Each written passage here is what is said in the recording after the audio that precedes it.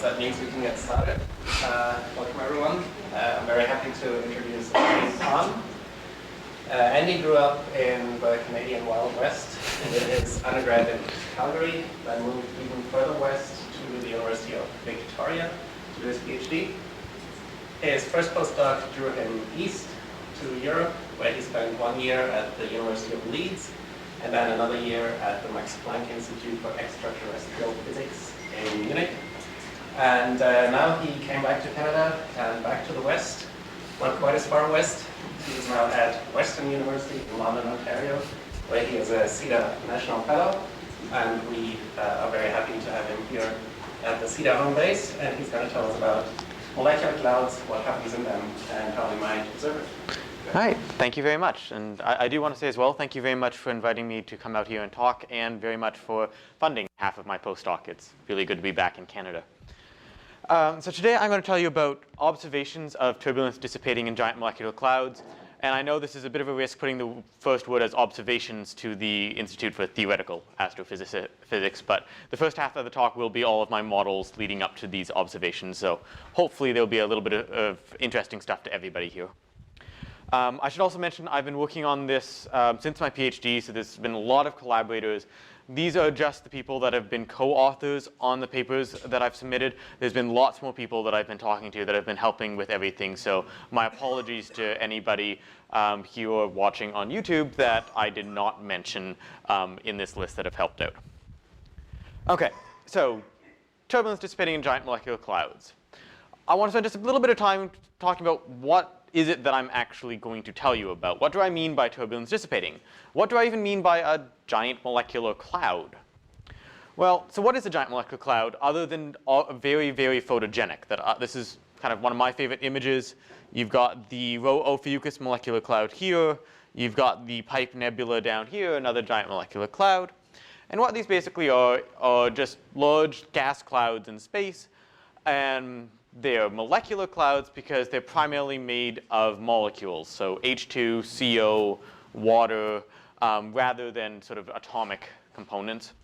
They are giant molecular clouds because they have a lot of mass. That typical mass is on the order of about 1 million solar masses.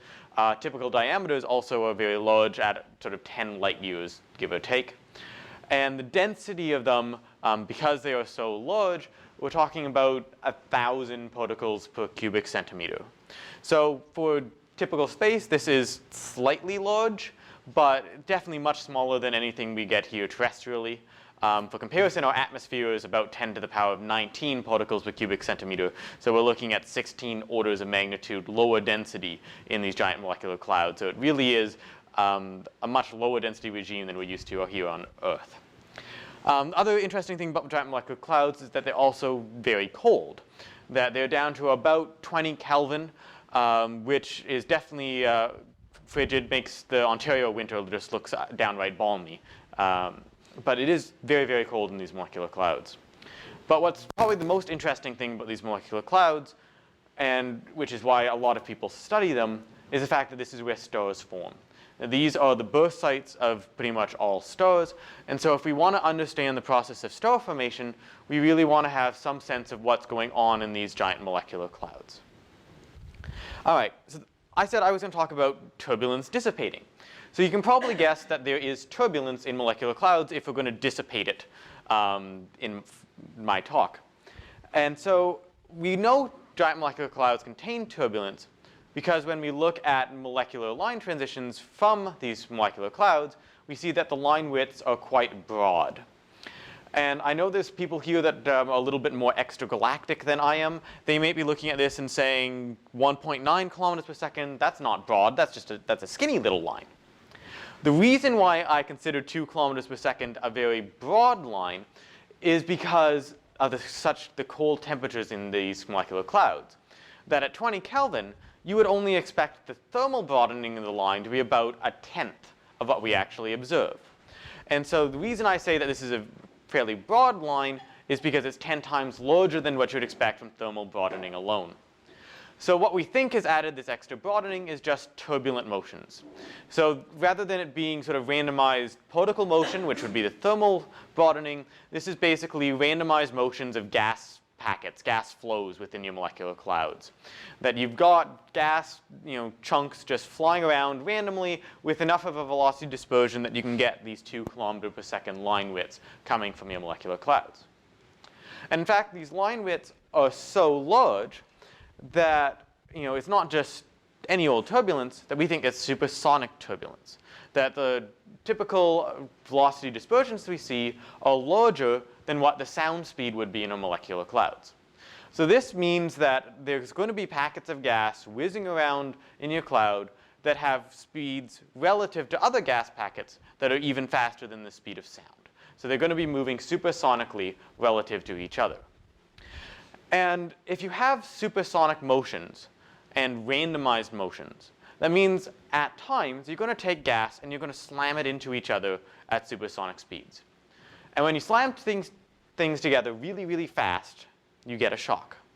And shocks are really good at dissipating kinetic energy. That shocks are really good at taking kinetic energy and turning that energy into other forms, randomizing it, turning it into thermal energy, turning it into other forms of energy.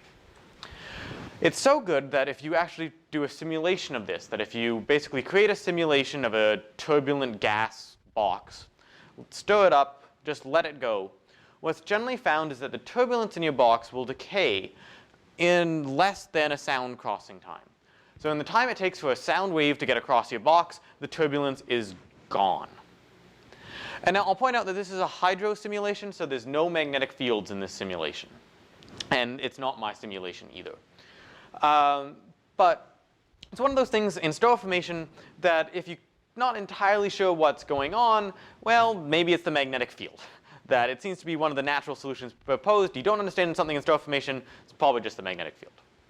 And so it was thought, maybe if we add in a magnetic field to these simulations, we'll add in a new sound speed. We'll get sort of an alphanic speed, the speed that waves can travel when they're coupled in with the magnetic field. Maybe that'll allow the waves to just slosh around and not decay. And so people decided to try these simulations, add in a magnetic field, add in turbulence, see what happens. And wouldn't you know, the same thing happened. That we found that they were finding that even with the magnetic field, the turbulence still decayed rapidly. And so all the simulators were saying, we have this inescapable conclusion that turbulence decays on a crossing time. In other words, we're dumping a lot of energy. There's a lot of turbulent energy. Their molecular clouds are close to being virial bound. So the kinetic energy is the gravitational potential energy. It's just a lot of energy to be dissipating rapidly. But the simulators weren't really great at saying, where does this energy actually go? They just assumed it was isothermal and it just went away somewhere. And so this is pretty much where I came in. That I had a few big research questions about this turbulence, and I'm going to try and discuss what I found in this talk. 3 big questions. The first is, where does this energy actually go? That we know we have conservation of energy. We know it has to go somewhere. So where is all this turbulent energy actually going? And then, is there actually an observable signature? That if we think we know it goes somewhere, can we actually get any evidence supporting the fact that it goes where we think it's actually going? Can we predict a signature of this turbulent energy dissipating? And then the scariest part of all, can we actually go out and observe it? And I will actually I've tried to see it in low mass and high mass star forming regions to actually see what we can see. All right, so I'm going to start with the first question, is where does this energy actually go? And so to do this, I've been working with MHD shock models. In particular, I've been working with Mike Kaufman and his C-type shock code. So what we did is we took this code, which was originally designed to do sort of 10, 20 km/s shocks, what you would get from powerful outflows coming from protostars, and we modified it a little bit so it could handle lower velocity shocks. And so we were able to run it for shocks of 2 or 3 km/s, roughly what we would expect from the line widths that you get from turbulence. So this is sort of shocks created by just the ambient turbulence within a molecular cloud. We ran it for the densities of about 1,000 particles per cubic centimeter, so what you would expect from a molecular cloud. And then we put in a reasonable magnetic field strength. So in the end, we were looking at shocks with Mach numbers of about 10 to 20. So alphanic Mach numbers also about 5 to 15. So shocks, but not the strongest shocks in the world. And so what the code does is it basically takes all of the shock physics and calculates what the gas properties are as it gets shocked and cools down as it leaves the shock front. And so we can calculate interesting things like looking at how the magnetic field will increase, how the density will increase. We can look at how the velocity will decrease. We've got cool things because of the magnetic field that we actually see the ions react differently than the neutrals. Basically, because the ions are coupled in with the magnetic field can give them a slightly early warning that there's a shock coming up, and so the ions start to slow down first, and then you get the ion-neutral drag, and then the neutral starts slowing down afterwards. But the big thing is that in all of this, we also have the heating functions that we can calculate based upon the known shock physics, how much energy should be dissipated at each part of this shock. And so we can calculate how the temperature will rise. But then you'll also notice we have a temperature decrease. And so what we also have in the code is a bunch of different cooling functions that, given the density and the temperature, we can calculate how effective different molecular lines will be at cooling the gas. We can calculate how much energy will be transferred from the gas to the dust. We can look at how much energy gets put into the magnetic field. And we can look at all the different terms that should provide cooling. And we can yep. Yeah, so it's 10 to the 17 centimeters, so we're looking at up to 0.1 parsecs, a little bit under a tenth of a parsec. I know, but what is physically determined? So this is it's the C-type shock. So it's basically, because it's coupled in with a magnetic field, you don't get a very sharp jump, you get a continuous transition. And so you'll notice that the velocity gradually decreases over the entire bit, and I'm missing an exponent here. And so it's just the mediation of the collision through the magnetic field, that the extra magnetic field basically draws out the shock region over a larger region. But yeah, it's basically just the detailed MHD shock physics of. So I have calculated before you showed me this project, I have calculated it was like 17 centimeters. Probably, but I haven't actually tried it myself. But again, I've been more just working with Mike Kaufman. He's been the one that did most of the heavy lifting with the code before I started with this project, so I'm not as familiar. But I think you should have been able to get an order of magnitude estimate from all of the shock conditions that this was about the right length. Is this a two-fluid MHD code? I believe so, because we do track the neutrals and the ions velocities separately. So Just with the drag term coupling them? I think so. I could be wrong, but I think so. It's been a little while since I looked back into things. So there's two types of shocks you can get for the MHD case. There's C-type and J-type shocks. That if you have a high velocity, or basically a high alphanic Mach number shock, you can't propagate information along the magnetic field fast enough, such that you get a very sharp jump discontinuity in your properties, that you get a very rapid rise in temperature, a very rapid rise in density, because you don't get any information propagating upstream. But if you reduce the velocity, increase your magnetic field, you can still propagate a little bit of information in the ionic fluid upstream. And because you can propagate a little bit of information upstream, the ions can start slowing down beforehand, and you can basically spread the shock out such that you get a very continuous distribution of density and temperature. You don't get nearly as sharp of a jump in temperature and density as you get for the stronger J-type shocks. I think it's actually more through the magnetic field that you actually can get the magnetic. I think you can get. I want to say it's the fast MHD waves that you can propagate upstream, but there's some MHD wave that can go up faster than the alphanic wave speed in just the ionic fluid that allows you to transfer some of the information upstream, I think. Yeah. The vertical axis, this distance means you set up a shock and let it move forward and you. So we actually set it up as a steady state model. And so this is basically the beginning of where it starts slowing down from the ambient conditions until the point then it's slowed down and cooled down as much as it's going to go. So we do everything in steady state of just looking at what the equilibrium is, basically in the frame of reference of the shock front, so the shock front's not moving. So there is a source maintaining the velocity of shock somewhere. Presumably you've taken two gas flows and you've been colliding them together, and that shock will exist as long as that gas flow exists within your molecular cloud. It's definitely a bit of an open question about how long these particular collision spots will actually last, whether or not you'll even get to a steady state type of configuration, or if it'll still look like a J-shock. But there's definitely a lot of open questions of how big these flows are in your molecular clouds. All right. So what we were able to do is, because we have all of the cooling terms in, if we want to know where the energy goes, all we need to do then is we just need to basically integrate under the curves, and we can see which cooling functions were the most effective at cooling.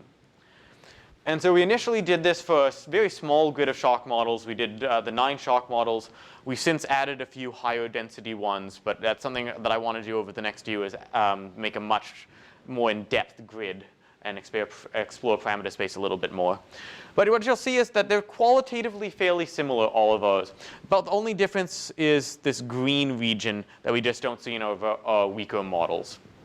And so what I'm just going to do is I'm going to just talk about this one in particular and use this one as sort of a characteristic shock model. And so I'll talk about the green region first, which is the one that differs slightly between the models. Oh, sorry, which one was? Oh, the small b? Basically, it's a parameterization of the magnetic field strength. That we use the relation that the magnetic field strength is little b times the square root of the density, where everything turns out in microgauss, I believe. So higher little b is a higher magnetic field strength. But it's also the magnetic field strength perpendicular to the direction of the shock front. Because if you send the shock along the magnetic field doesn't do anything. So it's... All right, so with the H2, this we found was actually fairly temperature sensitive because the transitions of H2 are so widely separated. You need temperatures of about 100 Kelvin before you get significant H2 emission. So that's why only our stronger shock models, the ones that got over 100 Kelvin, show any H2 emission. So up to about 15%. The problem with H2, though, is that its transitions are at tens of microns, which makes it a little bit difficult to observe at the level of energy levels that we're looking at. When you convert that to a value in kelvins, it's quite low and it's tough to see against the noise. Our next region is the magnetic field region. What we're doing here is we're basically just compressing we're compressing the gas, we're bringing in the magnetic field lines closer, putting energy into the magnetic field, and increasing the magnetic field energy density. However, unlike H2, which is radiation, it just radiates away from the cloud in terms of photons, it's not clear if this magnetic field is actually a dissipation term, because the energy hasn't really gone anywhere. It's still in the magnetic field right there in your molecular cloud. And so it's not entirely clear where this energy will actually go. We're not sure if this is just going to drive more turbulence, because you've got an oscillation in the magnetic field. It's not clear if that'll just drive turbulence, because it'll couple back to the gas. It's not clear if the magnetic field can couple outside of the magnetic cloud, and you can just basically propagate the energy outside through the magnetic field. It's also not clear if processes like ambipolar diffusion will just kick in over longer time scales to convert the magnetic energy into thermal energy. So we're really not sure if this magnetic field term is actually a dissipation term, or if it'll later dissipate through other radiative lines later. But the big thing that we are finding is that in all of our simulations, the most important coolant was CO rotational transitions. That for all of these low density ones, over 50% of the energy came out in CO, and even in the higher density ones, CO was the most important molecular line coolant. And so if we want a simple answer to where does the energy go in a molecular cloud, the answer is CO. That CO just seems to be where we should be looking for the energy. And this is good, because CO lines, people have done that before. But what we'd like to know is not just is it CO, but which lines of CO should we be looking at.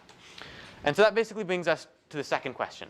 So I have a question real quick. Yep. I think you mentioned in one of your earlier slides you do have dust grains in Yes, we do have gas-dust coupling. So then that's not important. Yeah, this little purple segment here, that's basically the gas dust. At 10 to the 3, there's very little gas dust coupling that there's so few collisions that by the time it cools, there's very little interaction.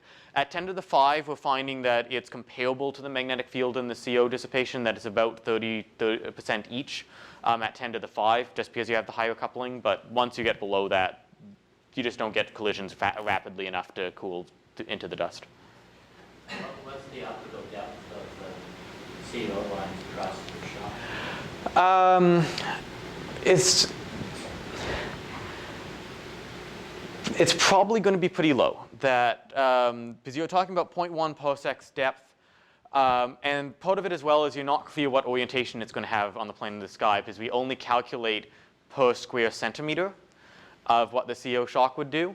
But let me get a little further on, and I've got one figure coming up that I can talk a little bit more about optical depth. We don't think there's going to be an optical depth issue with these shocks. We think there's little enough shock emission that we don't have to worry as much about the optical depth.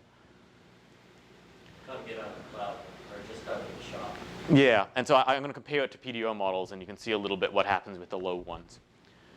And so what we'd like to know is not just is it CO, but what happens to individual lines. And the nice thing is we know the temperature and density in our shock, so we can calculate the relative population of energy levels, so we can calculate the relative strengths of the molecular lines. We can figure out what the ratio of the different lines are going to be. And so what we find for the shocks is the most effective coolant is the 4 to 3 line, maybe the 5 to 4, but somewhere around there. And as you go higher up, because it's harder to excite the higher lines aren't as effective coolants. Most effective sort of 4 to 3, 5 to 4. However, we need to be able to scale the y-axis, because our original models are just for a square centimeter shock front. And if you have a real molecular cloud, you have a lot more than just a square centimeter of shock front in your entire molecular cloud. And so we'd like to know how many shocks are going to be in a typical molecular cloud. But thankfully, we have our simulators. That they've already done these simulations. They've already told us how much energy should dissipate in a giant molecular cloud and how fast it should dissipate. These were the original simulations I was looking at. And so what we can do is we can take these predictions for how much energy should dissipate, and we can just basically calculate how many shocks would we need to dissipate the amount of energy the simulators tell us should be dissipating. So we basically just scale up our shock models until the total amount of energy dissipated is the amount that the simulators tell us, the turbulent energy dissipating in a crossing time. And so if we do that, we can scale our y-axis to predict what, on average, our molecular lines should look like in a real molecular cloud. So if we take a big enough beam that we have a typically average number of shocks within it, we can calculate what emission we should actually see. And we can scale our y-axis. And if you were paying attention, or if you jump back on the slide on YouTube, you'll notice that this is actually the same y-axis. I had actually scaled it in the previous plot. So that's why the numbers are the same, because I had actually showed you the scaled one originally. But this is only the shocked gas. This is the emission we would expect from shocked gas in molecular cloud. But if you have shocked gas, you had to have unshocked gas to begin with. And we can calculate out that we expect this to only be about 0.1% of the volume of the cloud. You expect 99.9% of your cloud to be the unshocked ambient gas just sitting there at 10, 20 Kelvin.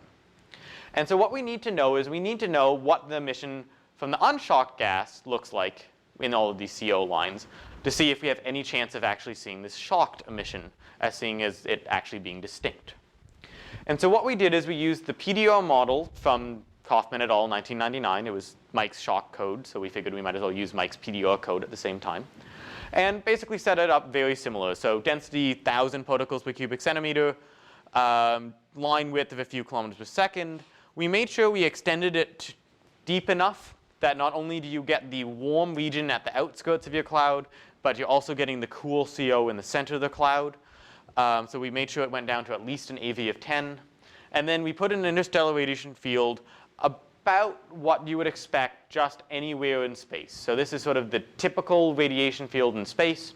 This is not the radiation field you would get if you're sitting directly next to an OB association.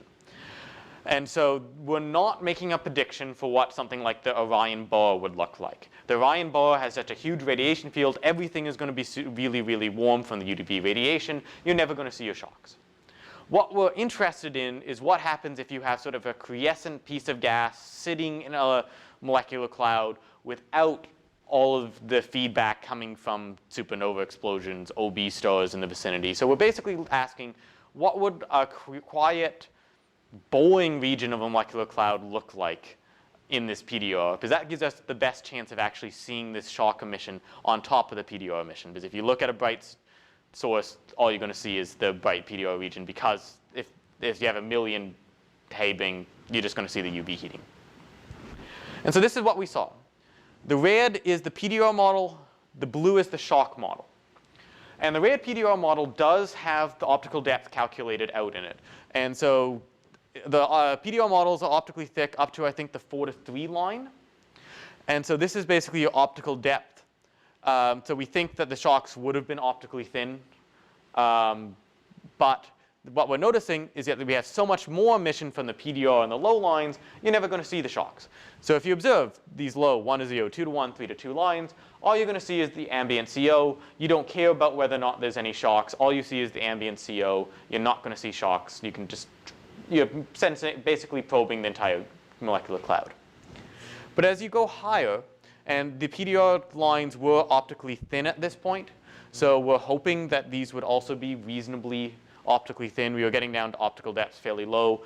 We played around a little bit with Radex that we think these lines are going to be optically thin, so we've just stacked them. We haven't done any extra scaling. We've just scaled them up uniformly.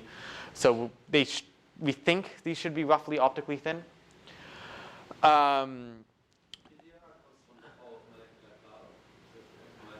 Yeah, so we've run the PDR model to an AV of at least 10. So it should basically be saying this is what your molecular cloud would look like if it was just sitting there without any shocks, because we have enough depth. What we're actually finding is that most of the emission anyways at these higher lines in the PDR model all come from the first AV of 3, give or take. So it doesn't it's only the lower lines that really change as you add a little bit of extra depth. And even then they get optically thick, so it's not too sensitive. These PDR lines show a lot of broadening, a lot of turbulent broadening. Yeah, and so that's why we put in the Doppler broadening of 1.5 kilometer per second to roughly match the 2-3 kilometer per second line widths that we're seeing in observations. Okay, but your shock emission should show also the same amount of broadening? We think it should be fairly similar, because if you looked at the velocity profile of the shocks, it does take quite a while to cool to slow down. And so we should be getting emission emitted over roughly a 2 kilometer per second range. And the range of velocities you're getting that are producing these shocks are exactly the range of velocities that are producing the Doppler broadening of your low JCO lines.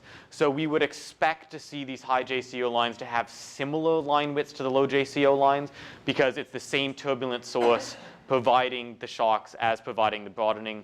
And we don't think it's going to be thinner just because you get emission over the slowing down of the gas, and you do get it at different velocities as the gas slows down. So we would expect the shock lines to have similar line widths to the 2-3 kilometer per second lines that we see for the low J. But the big thing here is that I want to point out is that, what we predict is because the shock gas is so much warmer, we expect, if you look at these mid to high JCO transitions, 6 to 5, 7 to 6 to 8 to 7, the emission that you see should be preferentially from this 0.1% of the gas that's been shock heated. So what you're going to see is, if you observe these mid JCO lines, is we expect you to see them to be brighter than you would expect from PDR fits to the low JCO lines. And you expect to see the line ratio indicating a higher temperature than you would get from the PDR fits to the low JCO lines. That we think basically they should be indicating an anomalous hot component within your molecular clouds. And we did the same thing for the 10 to the 5. The only difference is because you've gone to higher densities, it's easier to pump the higher states. And so instead of 6 to 5, the transition's now at about 7 to 6 or 8 to 7, but fairly similar for the higher density ones. And so our key prediction here is that mid-JCO lines should allow us to trace this turbulence dissipating, that we should see this extra hot gas component. And so I ended up doing one of the scariest things I can do as a theorist, and I went out and actually tried to observe what I predicted, which, yeah, this could have gone wrong in so many ways. It was just such a nice prediction. It was clean. And then I actually had to go out and get messy with observations and see if we could actually see this. And so what I decided to do is we're going to start with a low mass star forming region. And the nice thing about the low mass regions is they're closer, there's not a whole lot going on, and we can try and characterize our sources a lot better than in a higher mass region. And so the region we targeted is the Perseus B1E5 region. So this is the Perseus molecular cloud. It's about 200 parsecs away, give or take, if I recall correctly. And there's a fair low mass star forming regions. We've got a nice clump of protostars here and here. This is the B1 region. To the east of the B1 region is the B1 East region, because astronomers are so innovative in how they name things. And then a bunch of different clumps. This particular dot here is the 5th condensation in the B1 East region, and thus this is Perseus B1E5. So this is the region that we decided to look at. And the nice thing about Perseus is that we have a fairly complete census of where all the protostars are. We know where the protostars are in Perseus. And you can see, or actually you may not be able to see from the back, but there's a bunch here, there's a bunch here, but there's just absolutely nothing in the vicinity of B1e. There's no protostars, there's no outflows, there's no enhanced UV radiation. It's basically all you've got in B1e is you've just got a clump of gas sitting there and turbulent. And so this is the perfect test case. This is exactly what we wanted. A region that really, if it wasn't for turbulence dissipating and creating shocks, shouldn't have any hot component. This really should just be exactly what our PDO model is predicting, just cold gas just sitting there. That there really shouldn't be any reason other than turbulent shocks for there to be a hot gas component in B1E5. And so what we did is we used Herschel to take a look at the CO 5 to 4 and 6 to 5 transitions. In particular, we were using the hi-fi instrument to get a nice spectrum of this. And this is what we saw. And the other nice thing with Perseus is that there's a lot of people have looked at Perseus before, so there's a lot of archival data of lower JCO transitions. So we could dig up the 1 to 0, the 3 to 2 line. We could even dig up some isotopologs, 13CO, 1 to 0, 2 to 1. And there's a couple of things I want to point out about this. First, you'll notice is that there's two very different velocity components that we see. We see a very distinct 3 km per second component and a very distinct 8 km per second component, and it's in every line. And so what we think this means is that there are actually 2 gas clumps in the line of sight moving at ever so slightly different velocities. And so this is great. That means in this one pointing, we've actually looked at 2 slightly different regions that hopefully should give us 2 relatively independent confirmations or denials of whether or not we actually see this turbulent energy dissipating. It's quite possible we could see it in one, but not the other. And so we get 2 chances to confirm whether or not turbulence actually dissipates and produces this mid-JCO emission. The other thing I'd like to point out is I've scaled the emission to get it all onto the same plot. So I've scaled down the 1 to 0 emission by a factor of 1.5, but I've had to scale up the Herschel emission. The 5 to 4 is enhanced by a factor of 7. 6 to 5 has been scaled up by a factor of 50. These are not bright lines. That we're talking about sort of down at the level of 1/10 of a Kelvin peak brightness. So these really are faint because, again, we're looking at a very nice quiescent region. We're not looking at the Orion bar. And this wasn't an easy observation. This is really groundbreaking to get at this sort of quiescent region. What do we see in the mid-JCO? We really needed an instrument as amazing as Herschel to really get down to these nice sensitivities to actually see these lines down to these tenths of a Kelvin level. And nobody really thought of pointing at a sort of a nothing area of a molecular cloud. Why not just point at an interesting region? But to me, this is an interesting region. And so what we did is we looked at the spectral line energy distribution. And what we tried to do is find a PDO model that could explain the observations. And so we looked at a slew of models. We tried looking at the Kaufman et al. Code. We tried looking at the Cosmetau code. We tried looking at the Muden PDR code. We tried fitting the absolute integrated intensities. We tried fitting the relative ratios of the intensities just in case there's a beam filling factor.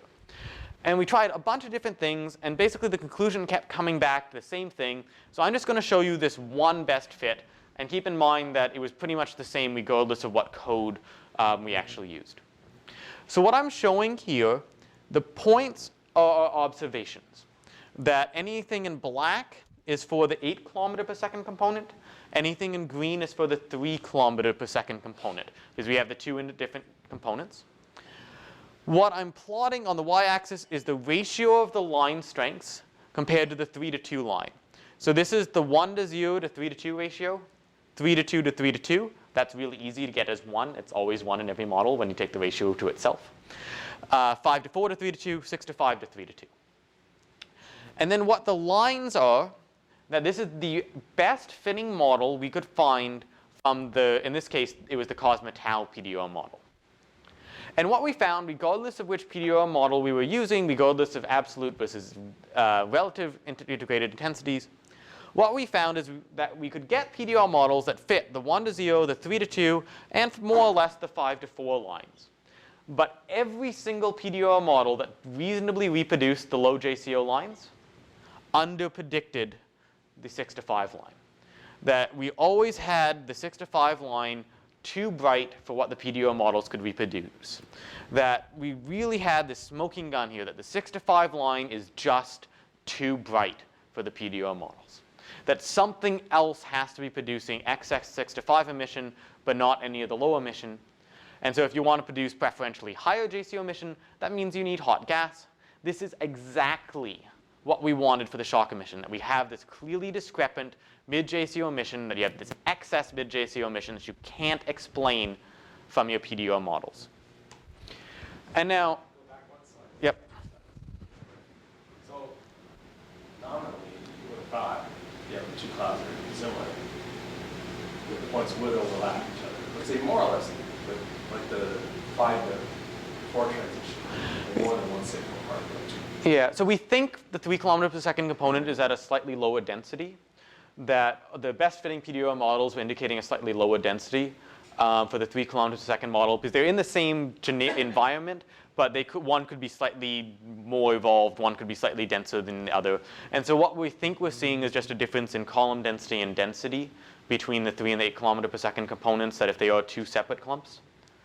But the UV field should probably be fairly similar, but the densities could be slightly different depending on how much one's contracted or not.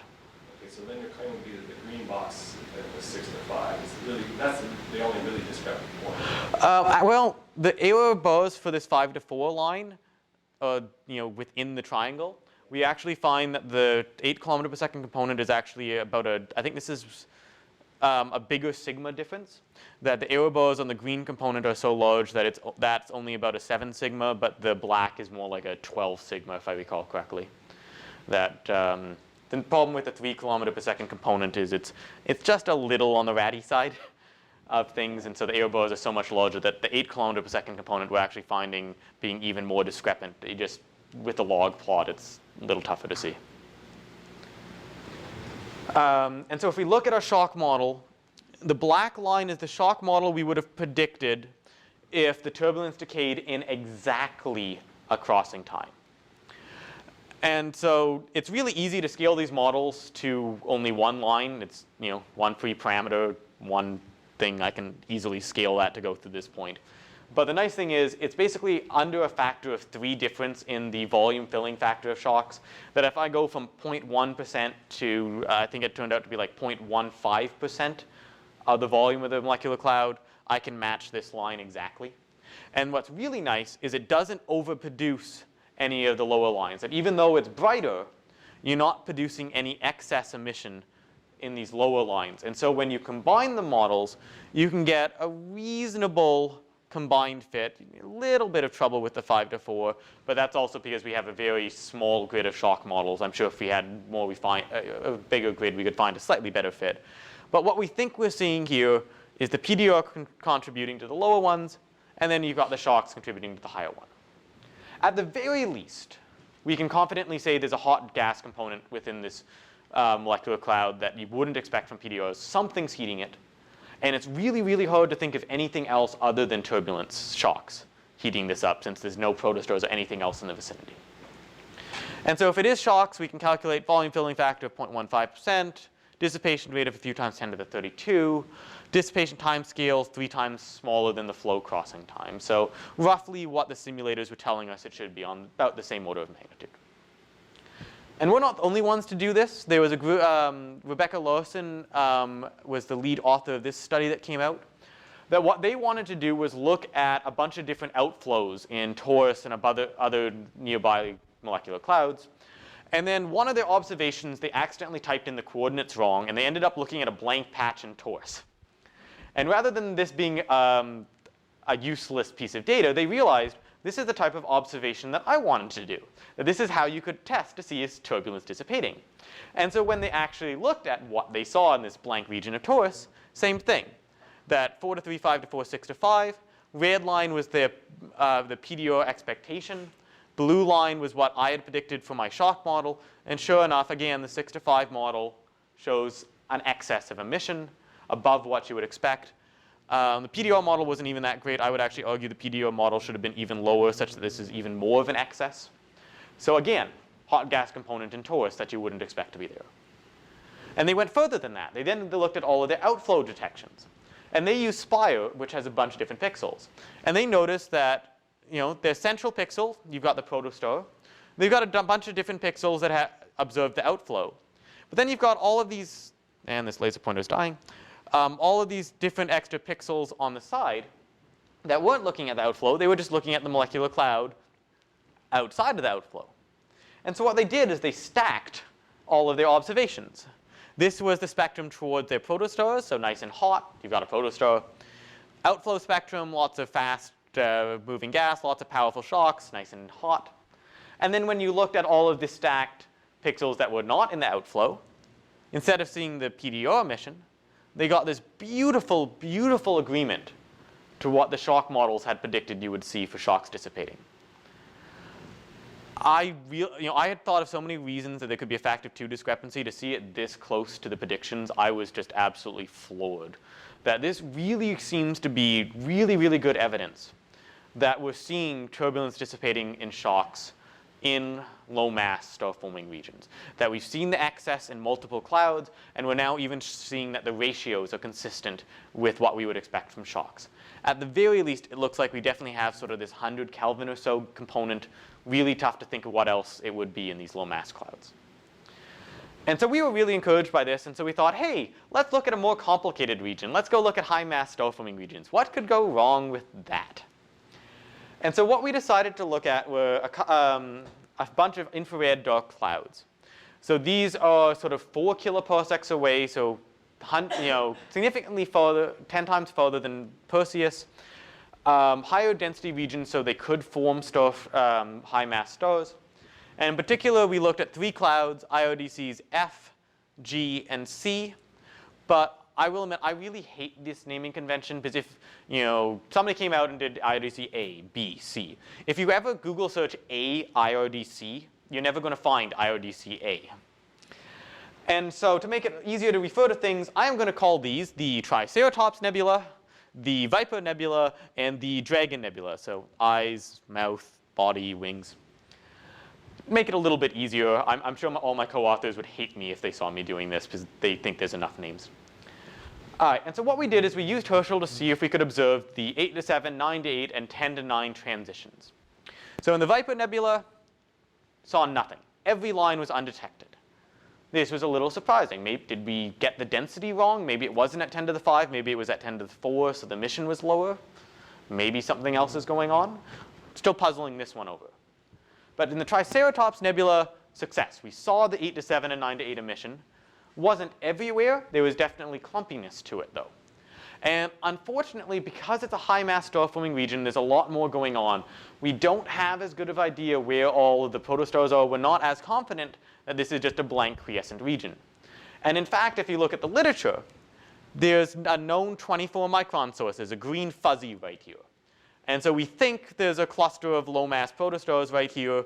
So there's a good chance that this blob is just feedback from the protostars.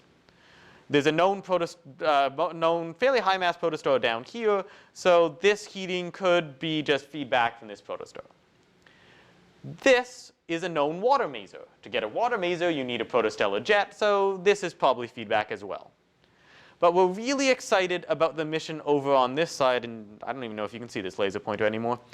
Because this emission, there's no obvious known protostellar source in this area. There's no known driving source for any extra heating here. And so we're really hopeful that maybe this region is indication of turbulence dissipating. Maybe this is the shocks that we're looking for. Clearly a hot gas component there, but not 100% sure if we've just missed a population of low mass stars there. Similar picture for the Dragon Nebula. Most of the clouds over this way and most of the sources, so it's kind of encouraging to see the mission out here. But again, it's quite possible that there could be embedded sources in here that we've just missed before that are producing feedback, and this isn't actually shocks. Well, we've played around a little bit with SEDs. I know you guys can't see this, so I'm just going to focus on one in particular to make it actually big enough so you guys can see.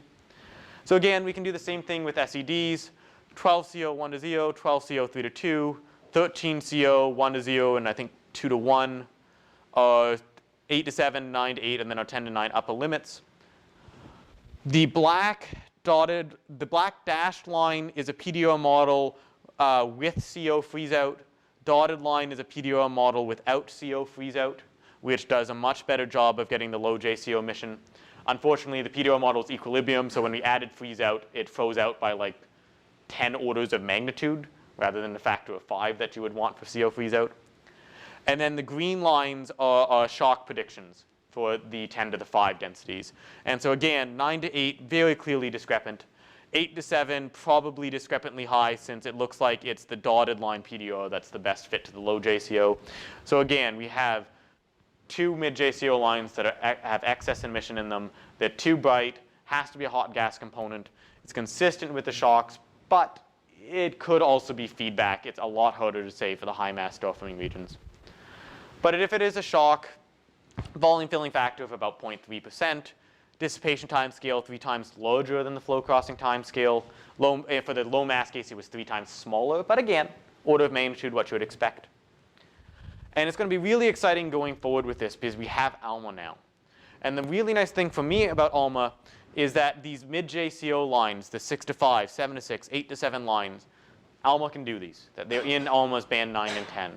And so if these really are shocks, they should have all sorts of nice small-scale structure that we should be able to start potentially resolving individual shocks with ALMA, that we can go after the individual shocks, lower the beam, we can increase the beam filling factor. We can start characterizing the distribution of shock strengths. We can figure out, is it actually a nice protostellar jet that we were seeing? Is it actually random shock fronts? Did we just screw up our PDO physics and this is actually just a sheath of hot CO along the outer cloud? And so ALMA is going to be really nice to characterize this emission going forward. And so just to conclude, or summarize, molecular clouds have supersonic turbulence, and this turbulence should decay rapidly. We think that this turbulent energy should come out primarily in CO lines, and we can predict that the mid to high JCO lines should trace the shocks. And we've gone out and we've seen this. In low mass star-forming regions, it seems really good evidence that we've seen this. High mass star-forming regions, we've seen a hot gas component, could be shocks, could be feedback, and ALMA is going to be really, really key to start going forward with this to see what sort of spatial structure and really test these models more spatially, and again, getting even more observations. So thank you very much for listening. Sorry to go a little over time. Thanks, Andy. Are there further questions or comments? So how sensitive are your conditions to the strength of magnetic fields? They are somewhat sensitive. Part of the biggest issue is that it's the magnetic field strength that is Yeah, and so it's the alphanic Mach number that affects everything. And so you can see changing, going from this to this for the magnetic field, you do get significantly different heating. Part of the problem is that because it's the component of the magnetic field strength, if you've got random motions in your molecular cloud, you should get some motions along the magnetic field, some motions perpendicular. And anything that goes perpendicular and you have a very strong effective magnetic field, you get a weak shock, it doesn't dissipate much. You send your gas along the magnetic field line, you get a very strong shock, that's where you're going to dissipate the gas. And so what we're hoping is that because you'll get just the different angles in your molecular cloud, the ones that are preferentially going to emit, the ones that are preferentially you're going to see, are going to be the ones that were going sort of along the magnetic field and thus had the lower effective magnetic field strengths. And so what we're kind of hoping is that while it does make a difference, we're hoping that sort of observationally the ones you're going to see are the ones that are going to be the stronger shocks that just happen to be going in the right direction of the magnetic field, because that's where you dissipate your energy. So on your precious data, when you translate, can you say something about doing that? I wouldn't, considering that we only have 1 point and we can't even get a line ratio, there's not much we can say. We picked a value that we thought was reasonable, but it's really tough to go beyond that with just one data point. If you can get multiple data points, then these different models will predict different line ratios depending on how hot they were. And so if I could get one more data point for Perseus that we think is from the shocks, we could potentially start constraining at least the Mach number. And if you have an idea what the velocity is, that would help constrain the magnetic field strength. But with only one parameter, it's too easy to fit with just volume filling factor or changing things. So right now, we can't really say for Perseus. Okay, unless there are any other pressing questions. Let me mention a few things before we move upstairs. Most importantly, we will be taking Andy for dinner tonight. This will be a joint dinner with both Andy and tomorrow's speaker, Zach Slakian. So if you're interested in coming along, let either me, myself, or either me or Ziki know about it. And you can an email about that, both the dinner and Zach's talk tomorrow. Also, Andy will be giving another talk tomorrow in the star formation seminar over in the Astra building. You'll get an email about that as well. So please read your emails, please go to the talks, and let's go upstairs for cookies. And I should also quickly mention, I'm going to be talking about a different subject tomorrow. So I'll be talking about some of the lower JCO observations of these IRDCs we did. That I'll basically be talking about all the extra cool science that I got out of this data point that was just thrown in. So if you have come to this talk, it will be different tomorrow. So you can easily attend both without getting completely bored, assuming I'm not just a terrible speaker in general. So. All right, let's